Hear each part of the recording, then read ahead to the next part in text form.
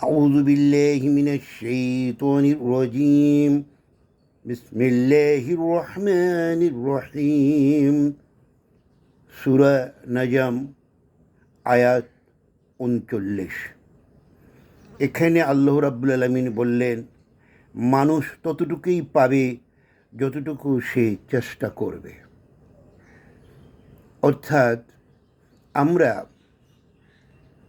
ইহকাল এবং পরকালে সুন্দরভাবে জীবনযাপন করার জন্য আমাদের চেষ্টাটাকে প্রাধান্য দেওয়া হয়েছে।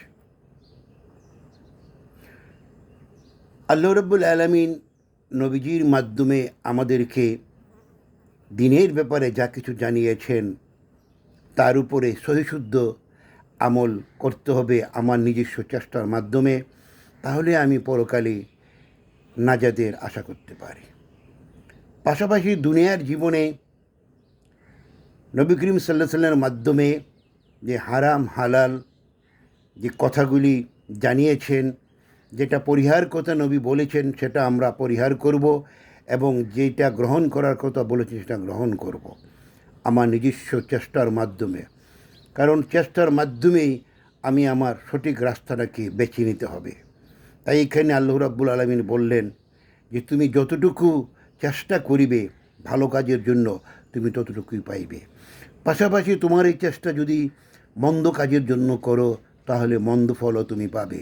কারণ পবিত্র কোরআন মজিদে মন্দ কাজের প্রতিফল কি হবে সেটা আল্লাহ সুস্পষ্টভাবে বলে দিয়েছেন।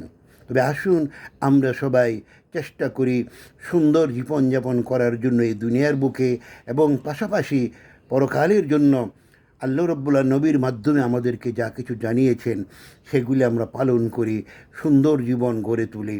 মনে রাখবেন, একমাত্র সহিশুদ্ধ আবাদতই আল্লাহর কাছে গ্রহণযোগ্য। নবী যেটা যেভাবে করতে বলেছেন ঠিক সেভাবেই করতে হবে। কারো শেখানো, কারো অনুসরণ করা যাবে না। একমাত্র আল্লাহ নবীকে অনুগণ করার নির্দেশ দিয়েছেন। আসুন আমরা সবাই মিলে নবীর কথা মেনে চলি, সুন্দর জীবন গড়ে তুলি। ধন্যবাদ সবাই।